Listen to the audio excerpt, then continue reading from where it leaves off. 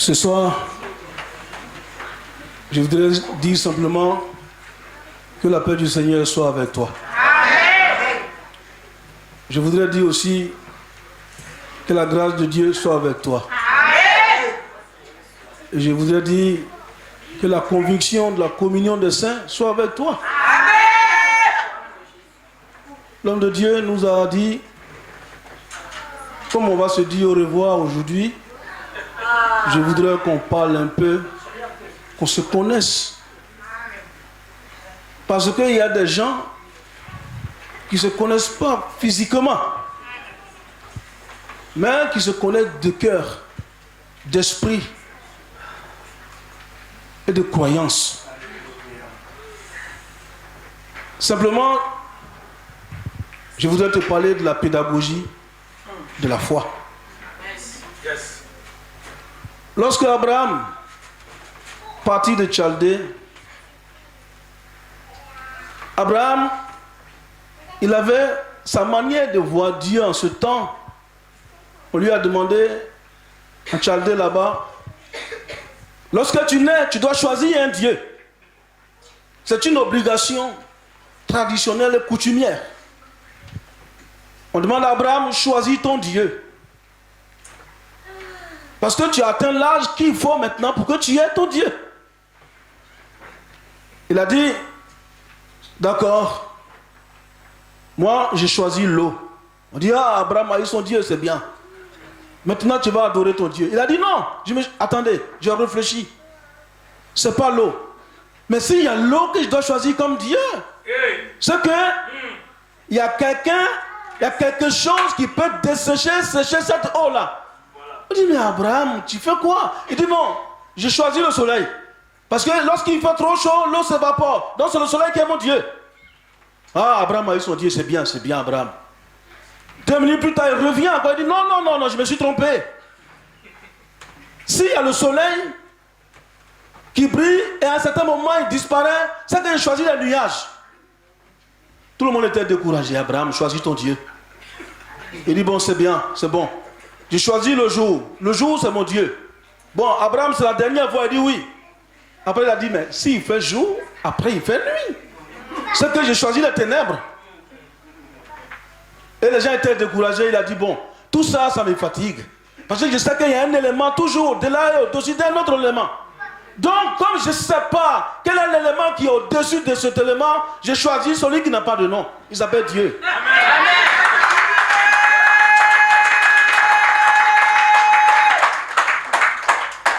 La foi et sa pédagogie. Quand je vais arriver vers la fin, je vais t'expliquer pourquoi Abraham a fait ça. Mes chers parents dans le Seigneur, la foi, c'est la partie la plus difficile de la vie chrétienne. Hein? C'est ça qui est difficile. C'est vrai, on la prononce, c'est la foi. On peut proclamer aussi l'évangile que Jésus a fait des merveilles, les gens ont été guéris, les gens croient en lui. Je comprends. Mais la foi, elle forge l'homme de Dieu. La foi, elle forge la servante de Dieu. La foi, c'est elle qui démontre notre éprouvette graduée intérieure. Parce que chaque être est incorporé par une mesure spirituelle par laquelle la graduation de Dieu se fait dans son âme et dans son esprit. Ce n'est pas un jeu de mots. La foi, c'est une école. Ce n'est pas un jeu de mots. La foi, c'est un niveau de conscience. Ce n'est pas un jeu de mots. La foi, Dieu nous l'a légué en grâce et en don. Mais ce sont des facteurs qui s'entretiennent, qu'on garde. Parce que c'est de l'or précieux qu'il faut garder. La foi peut se mousser. La foi, elle peut s'éclipser aussi. La foi peut être couverte d'ombre. On peut souvent la perdre. On peut être étourdi. Parce qu'il y a des circonstances dans lesquelles cette foi nous met à l'épreuve. Et souvent on s'interroge, est-ce que j'ai la foi? Souvent on met l'homme de Dieu dans un embarras. Quand il regarde derrière lui et qu'il voit ce qu'il a construit, ce qu'il a bâti, ce qu'il a prêché, ce qu'il a enseigné. Et puis il est dans une circonstance où tout cela peut se couler par un événement quelconque qui est au-delà, ou bien qui n'est pas au-delà, mais qui arrive pour certifier sa foi. Il se dit, mais est-ce que j'ai la foi? Alléluia. Amen. Alors, on va prendre le premier texte qui nous a parlé de cette foi. Et nous allons prendre des éléments dedans, ensemble. On va les étudier. Parce que si les écrivains, poussés par l'esprit, les ont écrits, c'est que leur contenu nous donne quelque chose. On va lire donc Hébreux chapitre 11, au premier verset. Et il dit ici, « Or, la foi est une ferme assurance. » On va s'arrêter là. Tu gardes le texte. Et vous et moi, on va prendre le mot, on va l'ouvrir pour voir son contenu. Qu'est-ce qu'il nous dit? La foi, premier tiret, est une ferme assurance. Donc dans ce mot-là, dans cette phrase-là, il y a deux. Il y a la fermeté, il y a le ferme, et puis il y a l'assurance. Allons ensemble. Le mot ferme, c'est un adjectif, n'est-ce pas? On dit il est ferme, n'est-ce pas? Il est dans la fermeté, ça c'est l'attitude. Dans la fermeté, c'est que je suis dans une position. La fermeté est une position. Et lorsqu'on est dans une position, c'est qu'il y a un fait devant toi par rapport auquel tu te mets dans une position. Donc la fermeté nous fait analyser une situation pour la prendre comme décision. Alléluia. Amen. Donc, c'est un adjectif qui se dit d'une manière dure. Quelque chose de dur. Donc la foi est ferme. Donc ça veut dire, à l'intérieur de la foi, il y a des substances qui sont solides, n'est-ce pas? Bien. Et on nous dit aussi, c'est un état de choses compact, quelque chose qui est comprimé, quelque chose qui est solide, qu'on ne peut pas dissocier, qu'on ne peut pas disloquer. Donc c'est compact, n'est-ce pas? Alléluia. Et on dit, être ferme, c'est dans une position consistante, quelque chose de consistant.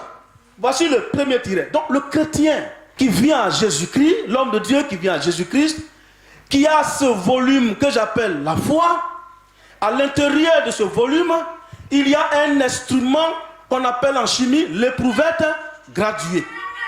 Vous avez déjà étudié ça au collège. L'éprouvette graduée, dans lequel on met des liquides pour voir combien de degrés ils font. Ceux qui ont des enfants ici, il y a le thermomètre. Quand un enfant chauffe, on prend pour mettre sous ses aisselles. Et lorsqu'on voit qu'il va au-delà de 20, quand c'est 36, on dit c'est dangereux, il faut appeler les secours, n'est-ce pas? Donc, la fermeté de la foi est une position de l'homme de Dieu, de la servante de Dieu, dans une situation bien donnée, dans une circonstance bien précise, face à des événements de la vie, des choses imprévues, des choses qui vont à contre-courant de son histoire de vie chrétienne.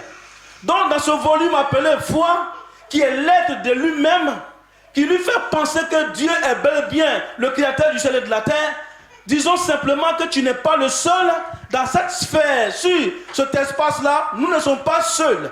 Nous sommes avec des éléments qui gravitent autour de l'histoire de Dieu qu'on appelle les adversaires des ennemis. Alléluia. Et comme le courant, dans le courant, il y a des électrons, n'est-ce pas? Ce sont les électrons qui circulent dans le courant et qui nous donnent la lumière. Lorsque vous avez l'eau sous la main, que vous touchez un courant, qu'est-ce qu'il fait? Il vous secoue. De la même manière, les électrons circulent dans le courant. C'est de la même manière, dans votre espace de foi, il y a ce qu'on appelle les lucifériens et les diablotins qui gravitent autour de votre espace foi. N'est-ce pas? La pédagogie de la foi. Donc les éléments qui sont dans ce volume-là, premier élément, la fermeté. Donc un chrétien qui vit dans un milieu qui n'est pas propre à lui seul, il va comprendre qu'il vit avec des gens de tout genre, de tout environnement, de toute origine. Vous comprenez? De chaque espèce. Et tous ces gens-là, chacun a sa mentalité. Chacun a sa manière de voir. Chacun a son Dieu. Chacun a son langage. Chacun a son comportement. Et nous vivons au milieu de ces choses. Ces gens peuvent venir attaquer ta foi, ta croyance.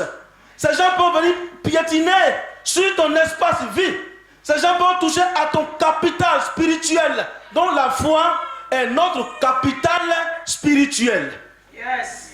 Et pour ne pas gaspiller ton capital, il va falloir acheter des choses qui sont nécessaires et utiles pour ta vie, n'est-ce pas? Amen.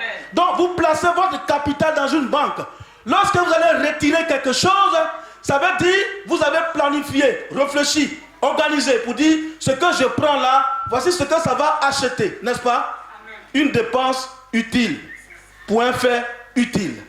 Donc la foi, son premier degré, c'est la fermeté. Le chrétien doit être ferme dans sa manière de croire en Dieu. Parce que notez qu'on n'est pas seul dans l'espace qu'on appelle la terre. Nous ne sommes pas seuls dans la cour. Nous ne sommes pas seuls dans la maison. Nous ne sommes pas seuls dans la famille. N'est-ce pas? Yes. Donc cet espace-là, il peut être piétiné. Il peut être touché. Il peut être gêné. Et il peut être contrarié. Donc la fermeté arrive, on applique la fermeté dans la foi lorsqu'on sait que notre vie chrétienne commence à être contrariée. On va dire, mais tu as la foi, et puis tu as perdu là. C'est que tu n'es pas ferme. Quel est le contraire de ce qui est ferme? Ce qui est mou, léger, mouvant, faible, flasque. Donc un chrétien qui n'a pas la fermeté de foi, c'est le contraire de ce qu'il est que je viens de vous dire. Oh, combien sommes-nous dans les églises qui ne connaissent pas la pédagogie de la foi? La fermeté se trouve aussi dans le lieu de la prière, en sachant que c'est un ensemble de cerveaux, de mentalités qui se sont mis ensemble qu'on appelle des frères. Et cet ensemble de mentalités n'est pas absolument ceux qui sont investis par le pouvoir du Saint-Esprit. Aujourd'hui, je peux être doux. Et demain, je peux être violent. Aujourd'hui, je peux être calme. Mais demain, je peux être brouillon. Donc, dans la fermeté de la foi, un frère peut venir pour déranger ta quiétude chrétienne dans un lieu de prière. Si je ne suis pas dans la fermeté, je vais céder à ces provocations. À ce moment, ma foi prend un coup. Alléluia. Amen. Premier tiret, fermeté. Deuxième tiret, la foi est une ferme, et puis on dit assurance. Alléluia. Amen. Nous tous ici, nous avons des véhicules. Ben, quand même, moi, je prends le tramway. Mais néanmoins, j'ai une assurance. Voilà. N'est-ce pas? Vous tous ici et vous toutes, suivez bien ce que je vous donne ce soir-là. C'est pour que dans la vie chrétienne, que les mots ne soient pas pris comme c'était un jeu. Ces gens qui ont écrit ça, leur professeur a été Dieu lui-même. Donc il sait pourquoi il a dit. Donc après la fermeté, vous avez l'assurance. Une assurance, ça sert à quoi? Prenons le mot dans son existence réelle même au quotidien, avant d'arriver dans la Bible. On dit, l'assurance est une garantie. Si mon véhicule a été endommagé, est-ce que j'aurais peur? Si j'ai souscrit à une assurance, je suis garanti. Assurance tout risque. Donc, j'ai la foi. J'ai le premier tiret qui est la fermeté. Je ne bouge pas. On ne me pousse pas. Même si on me gêne, je sais à qui je crois. Je sais celui que je suis. Je sais celui qui m'a sauvé. Je suis ferme. Tu peux me jurer. Tu peux me traiter de faux pasteur, de tocard. Ce petit-là, lui, n'est qui? Et puis on fondait une église. Et puis moi, un vieux, comme ça, je vais aller devant lui pour me mettre à genoux. Tu restes ferme. La fermeté dans la foi démontre la volonté, la vérité de Dieu dans ta vie, au fait. Si tu n'es pas ferme, c'est que tu es un petit touriste qui est venu quelque part, qui a trouvé une belle plage, tu vas payer ton bikini, tu vas porter, tu vas nager et tu vas partir. Mais moi, je ne suis pas un aventurier. Moi, je suis un soldat décidé à savoir manipuler son fusil. Mon père à qui j'ai cru, mon père, il m'a formé dans son école. Il sait comment décharger mon arme, comment la dégainer, comment la nettoyer, comment la démonter et la monter. Je suis ferme. J'ai appris ce que c'est l'arme. La foi, ça s'apprend. La foi est une éducation. Alléluia. Donc mon assurance, mais puisque maintenant il y a quelqu'un qui a fait cette assurance pour moi, je suis tout risque. Je peux marcher partout. Je peux aller au village. L'ombre de qui on a peur là-bas. Moi j'ai une assurance. Et cette assurance, elle prend en charge mon déplacement, la nourriture que je mange, les mains que je serre, là où je mange, là où je dors, ce que je prends pour m'habiller. Je n'ai plus peur. Je suis assuré pour la vie. Mais l'assurance, je m'adosse à quelqu'un. J'ai une maison d'assurance sur laquelle je me repose. Mon assureur, c'est donc le Christ. Simplement, je peux être un homme de Dieu. J'ai la foi, je suis assuré. C'est pas parce que je suis tombé malade que absolument cela va être transformé comme si j'avais été attaqué par un diable. Non, je suis dans un corps biodégradable. Et ce corps-là, il a besoin de tomber malade. Et celui qui est mon assurance, Jésus-Christ, j'implore ton nom, son nom, et il me délivre. Je suis guéri. Je suis assuré. Est-ce qu'on peut conjuguer ces deux-là à la fois dans notre vie actuelle? Fermeté, assurance. Alléluia. Et il dit, la foi, l'assurance est une garantie. Et puis il dit, on dit c'est une aisance. L'autre tiret de l'explication de l'assurance, c'est une aisance. Donc ça va par analogie, c'est-à-dire que les deux se ressemblent. Ils se sont superposés les uns sur les autres pour définir le mot assurance. Quelqu'un qui est aisé, c'est qui? C'est quelqu'un qui ne souffre d'aucun problème financier. Qui n'a plus rougi à rougir pour chercher un pantalon pour porter, pour venir à l'église, pour aller en voyage. Son placard est rempli de tous les modèles de vêtements. Il est tellement à l'aise, même par le dos, il peut choisir et puis porter. Je suis dans l'aisance parce que je m'adosse à quelqu'un, lui-même qui est le moteur de la foi. Toi tu es aisé, pourquoi je vais vivre comme un prolétaire? Un prolétaire c'est un pauvre. Nous sommes riches parce que l'aisance nous a été donnée par la foi dans sa fermeté, dans son assurance. Donc il faut être aisé lorsqu'on est dans le Seigneur. Il faut être aisé lorsqu'on est dans l'œuvre de Dieu. Il faut être aisé lorsqu'on est dans la foi. Parce que tout ce que nous sommes en train de faire, religarer la religion, religarer. C'est quoi au fait? Tout ce que nous faisons aujourd'hui, religion. Relier le lien de Dieu entre lui et les hommes, religarer. Si Dieu n'avait pas l'amour ou bien la foi, il n'allait pas relier son nom à la terre qu'il a créée. Religarer le lien entre les frères eux-mêmes qui forment une communauté. Et c'est dans la religion que l'église naît. Ecclésia. L'assemblée des frères qui partagent la même moralité pour le même sens, pour un même homme, Jésus-Christ, Fils de Dieu. Ecclésia. Nous sommes dans cette église et le seul moteur de fonctionnement d'une église, c'est la foi chrétienne. Tu ne peux pas être appelé chrétien si tu n'as pas la foi. C'est le volume dans lequel tout chrétien se trouve et qu'il est mesuré dans son éprouvette graduée. Alléluia. On avance et on dit la foi est une ferme assurance des choses qu'on espère. Une démonstration. Parlons de la démonstration. Les mots qui ont écrit ce texte, ce sont des mots qui doivent être sur la table du cœur du chrétien. Parce que ce ne sont pas des mots volatiles. Ce sont des mots réels. Ce sont des personnalités célestes et spirituelles. Ce sont des professeurs qui sont là-haut et qui ont envoyé ces mots pour nous guider. On dit la démonstration. Quand l'homme de Dieu, tu es assis à la maison, je sais que ton âme se lève et se veille. Et puis elle vit d'abord. C'est que tu dois mettre en pratique pour que l'église puisse avancer. Ce n'est pas quelque chose qu'il met en place derrière un plat de riz. Non. C'est une démonstration dans la montée de l'âme. Vous comprenez? Donc la foi, elle se trouve dans les étincelles du cœur. La foi est la lampe du cœur. La foi, elle éclaire l'âme. La foi, elle nous fait jeter les béquilles.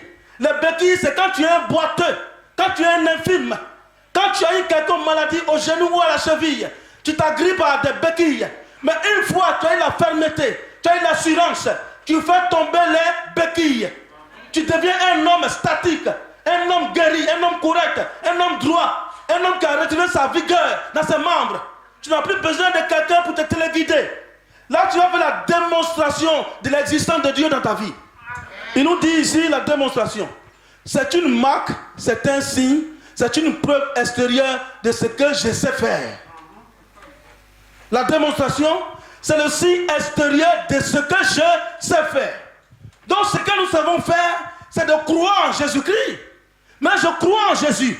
Comment démontrer ma croyance en Jésus-Christ? Ce sont les œuvres, les actions, les signes qui nous accompagnent. C'est ce qui fait analogie au baptême de feu. Je ne parle pas du baptême du Saint-Esprit. Je parle du baptême de feu. Il nous donne le baptême du Saint-Esprit pour nous faire adhérer à son corps, à son église, pour nous donner des dons. Il ajoute le baptême de feu pour démontrer de façon extérieure ce que le Saint-Esprit fait en nous, en guérissant, en délivrant, en libérant, en donnant à manger aux gens, en créant des temples, en créant des églises. La démonstration de la foi. C'est la démonstration de la foi qui amène ceux qui sont profanes à rentrer dans le corps christique. Yes. Lorsque je démontre Jésus-Christ par la foi que j'ai, je guéris les gens. Je dis une prophétie qui s'accomplit. Je donne une vision qui est correcte. Je pose la main à un malade, il est guéri. Alors, je démontre que Jésus est bel et bien dans ma vie. Donc, par la fermeté, par l'assurance, je démontre que Jésus est vraiment Seigneur. Amen. Alléluia. Amen. Si on n'a pas ça, c'est pas facile de vivre la foi. Ce que moi je souhaite, je ne peux pas dire Jésus va te sauver. Il va sauver, ça c'est la vérité. Parce que nous sommes tellement infirmes, papa. Nous sommes tellement faibles. Nos petitesses, nous sommes boiteux. Ici, nous sommes indigents, on n'a pas de force. Il va nous guérir. Mais la foi aussi appartient à des gens spécifiques. Il y a des écrivains de la foi. Il y a des témoins de la foi. Pour être témoin de la foi, ce n'est pas ce don gratuit qu'il a donné à tout le monde. Mais les vrais témoins de la foi, c'est des gens qui ont traversé des choses terribles pour écrire l'histoire de Dieu. C'est des gens qui ont perdu des jambes. C'est des gens qui ont perdu un œil. C'est des gens qui ont chaviré dans les bacs. C'est des gens qu'on a traîné devant les tribunaux parce qu'ils ont voulu mettre une église quelque part. C'est des gens qu'on a injuriés parce qu'on a nié leur pastorat. Parce qu'on les a pris pour des enfants en lait. On n'a pas cru que le Saint-Esprit peut utiliser un enfant pour faire de lui un faiseur de prodiges. Un homme de foi, c'est quelqu'un sur le dos duquel se trouvent des stèles, où on écrit les pas qu'il pose, ce qu'il a réalisé. Tu donnes ton dos est une Bible. Et les gens lisent l'histoire de Dieu sur ton dos. J'ai la foi. Maintenant, je vais vous donner la dernière partie, le type de foi. Il y a des gens qui ont la foi en feu de paille. Il y a des gens qui ont la foi à court terme. Il y a des gens qui ont la foi à long terme. Les gens de foi de feu de paille, c'est qui? Ce sont les gens qui ont entendu parler de Jésus. Ou à qui on a donné une fonction dans une église. On dit, toi, à partir d'aujourd'hui, tu es le chef des diacres. Il n'a même pas étudié la diaconie ou le diaconat. On dit, tu es le chef des diacres, n'est-ce pas? Et il est venu à l'église. Oh, il va faire tout. Il va bâtir l'église. Il va acheter les instruments. Il va donner même les plus beaux fauteuils de l'église, n'est-ce pas? On dit, oh, il fait l'œuvre de Dieu. Je vous ai parlé de la foi en feu de paille. La foi, elle s'éprouve, vrai ou faux? Est-ce que la foi ne s'éprouve pas? N'est-ce pas? Ok, je ne vous ai pas dit tout à l'heure que c'est une ferme assurance, n'est-ce pas? Et puis, qu'est-ce qui va se passer? Au sein de l'église là, écoutez bien, au sein de l'église là où il se trouve là où ce diacre, où cet évangéliste a eu cette fonction, on l'a nommé, où il fait toutes ces choses, et puis un beau matin, il va croiser le regard de la persécution. Parce que la persécution, son regard est plus violent que celui d'une panthère. Lorsque tu croises le regard de la persécution, c'est à ce moment-là qu'on voit si si les facteurs de la foi se mettent en place, si vraiment la fermeté sera là, si l'assurance sera là, si la démonstration sera là, et ce temps, on va croiser le regard d'une persécution. Un petit vent de déséquilibre va pousser un frère, une soeur à attaquer sa partie sensible de son homme. J'ai dit bien de son homme, de son être. En ce moment-là, il dit dans cette église, moi j'ai fait tout. J'ai donné de l'argent, j'ai payé des dîmes, j'ai fait des offrandes, j'ai bâti, j'ai acheté, et puis et puis moi là, c'est moi on vient pour traiter comme ça. Moi je m'en vais, je pars d'ici. Foi en fait de paille.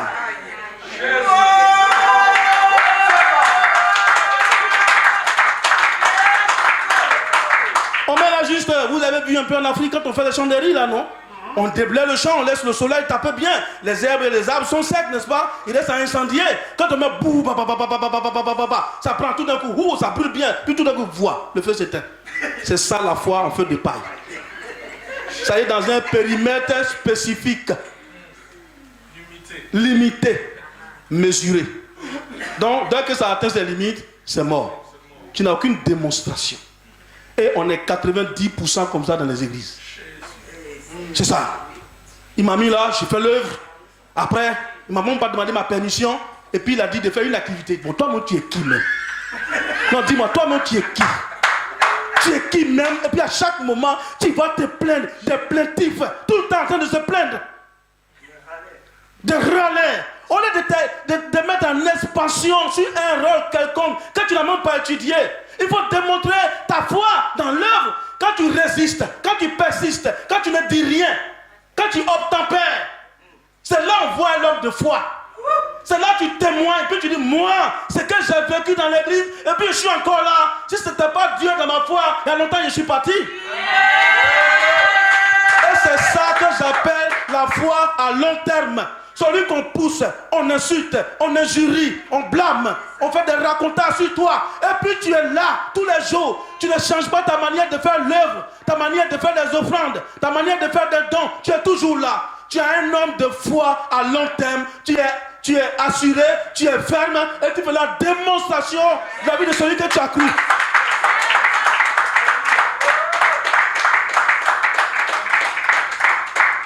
Maintenant, la foi dans sa pédagogie, dans la vie quotidienne de chacun. C'est par là qu'on va terminer. Prenez le livre de Matthieu.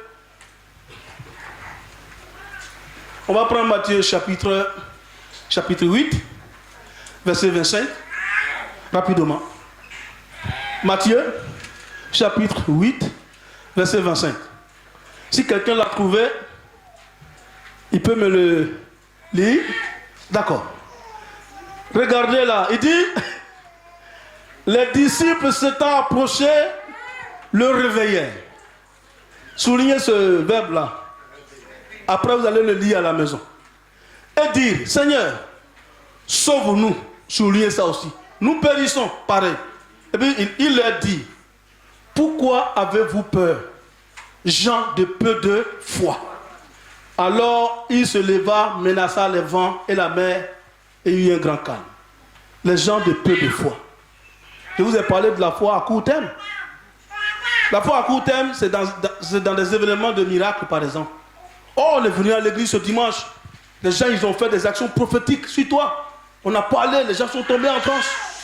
N'est-ce pas? Ils ont vu tout ça. Et le dimanche qui suit, 2 dimanches, 3 dimanches, il n'y a pas tout ça. Tu as dit, moi je partais à l'église, c'était pour voir les gens qui tombent, les gens qui guérissent, les gens qui sont délivrés. Et tu ne viens plus à l'église, n'est-ce pas? Mais maintenant, on dit, ils le réveillaient. Entre eux qui l'ont réveillé, et toi qui l'as laissé endormir pour partir, qui a travaillé pour la foi?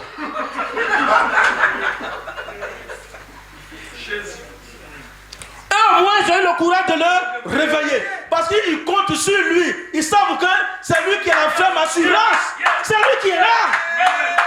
Et au moins, ils ont vu que ce n'est pas leur compétence de menacer le vent. Parce que pour l'instant, ils sont des bébés au lait dans la démonstration, dans la fermeté et dans l'assurance de la foi.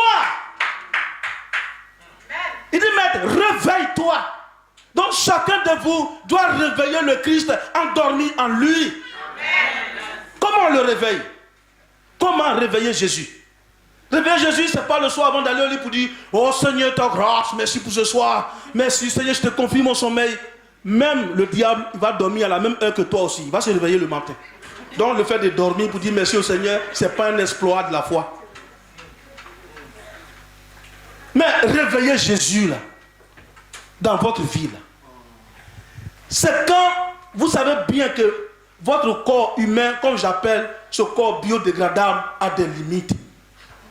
Quand vous n'arrivez plus à trouver la solution vous-même, l'homme ne se presse pas. Tu dis Seigneur, voici cette situation qui est là.